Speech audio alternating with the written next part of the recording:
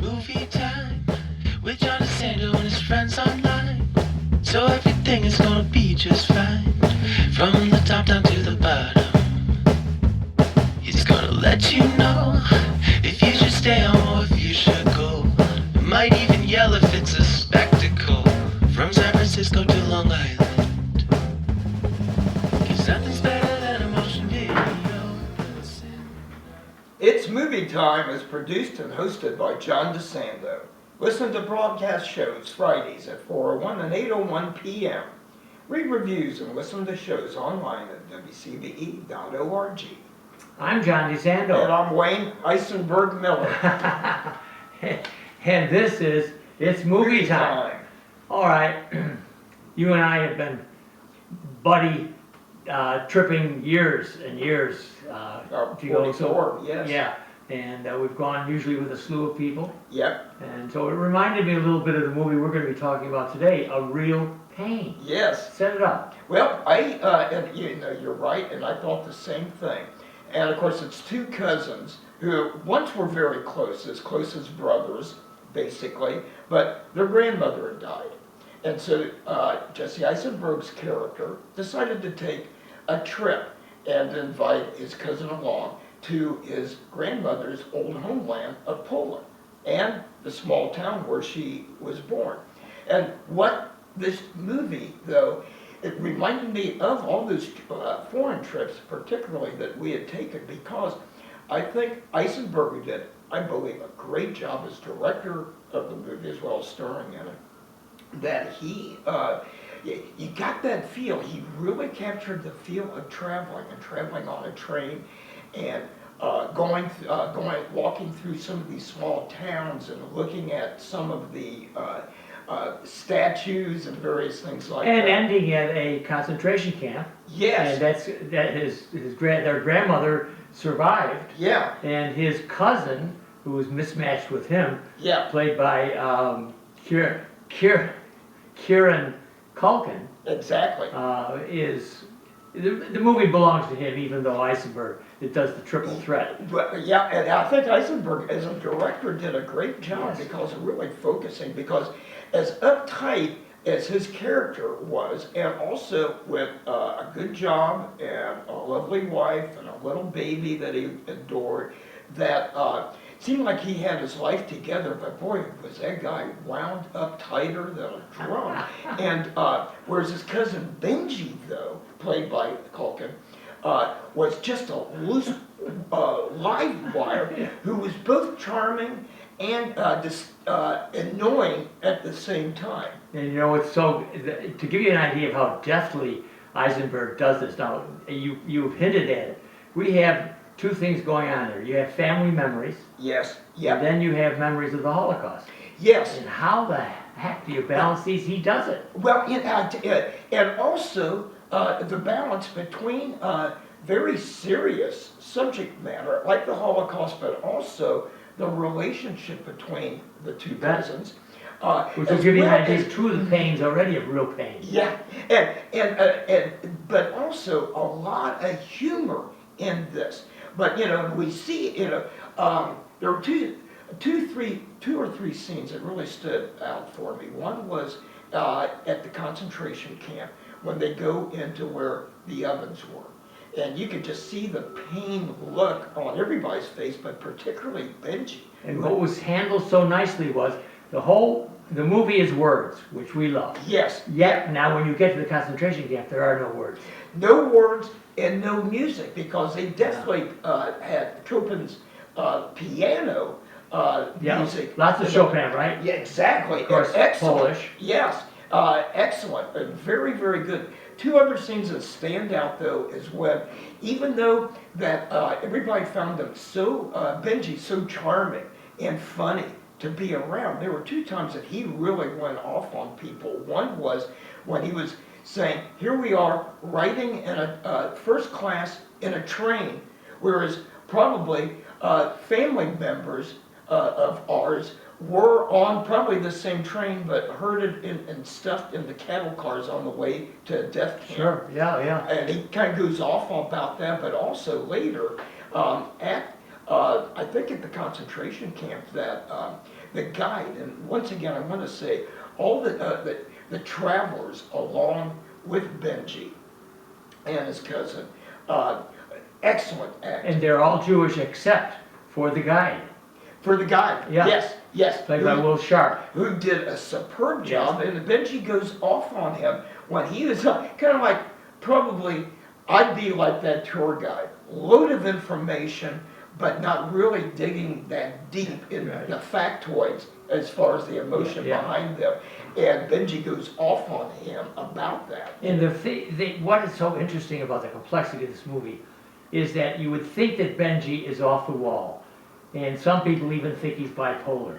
But No. what we do see is that eventually, much of what he says has truth and emotional impact. As for instance, in the tour guide, is one of the persons who acknowledges that he's changed because of Benji. Exactly. Because Benji told him to Right. kind of dig into the Yeah. emotions rather than the stats.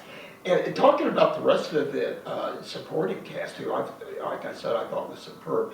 There was an older couple from, kind of wealthy older couple from Shaker Heights, Ohio. Oh, yeah. Great. And he didn't seem all that thrilled to be, going on this. And then there's the Jennifer Grey, who I really, really liked, and I've always liked her. And everything's going way back to Dirty Dancing and Red Dawn, that everything she's done.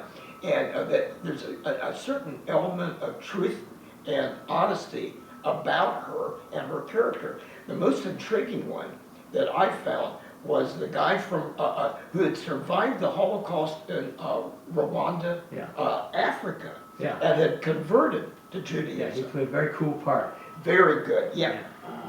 We need to give him his due here, and so,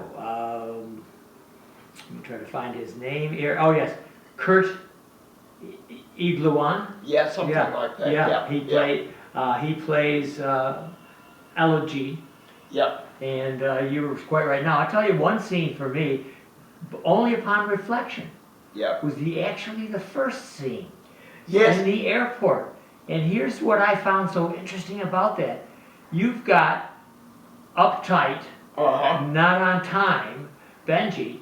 They're a couple hours ahead of time with things pretty much together and trying to meet some new people. Yes, and several reviews I read about it said it was kind of funny how he would strike up a conversation with anybody. Kind of reminded me of your son-in-law, Gunnar, who his wife, your daughter Jessica, would say, "Oh, he strikes up a conversation." Yeah, he could talk to anybody. Well, and then you have Eisenberg's character, Yes, who is actually late, and he's usually the tightly wound guy who would be on time no matter what. So I think Eisenberg himself sets up the fact that they're just not going to follow a formula on this.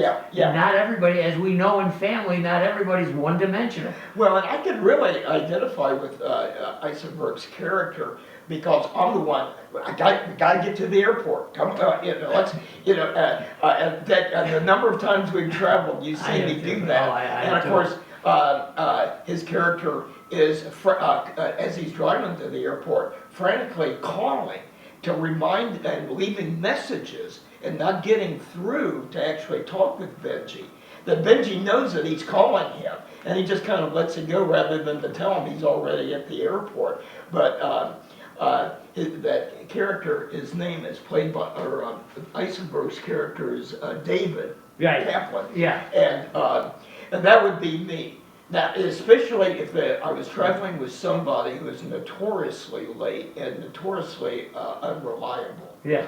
Well, what we need to do is to warn people that we're going to be ending fairly soon, but that we have a whole length of time on our podcast, which is Back Talk. And there, I think we'd like to talk about Eisenberg, and I'm with you. Yeah. I'm really impressed.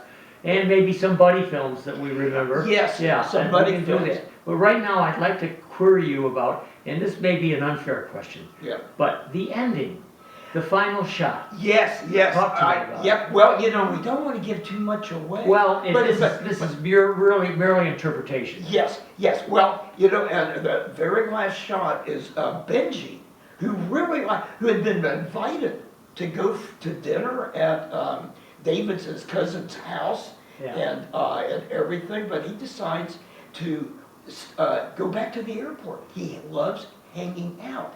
So I think what we see, even though how uptight David was, but he can make a kind of like a one-on-one connection, whereas with Benji, his one-on-one connections sometimes really kind of falter. He's more himself and at ease with a group.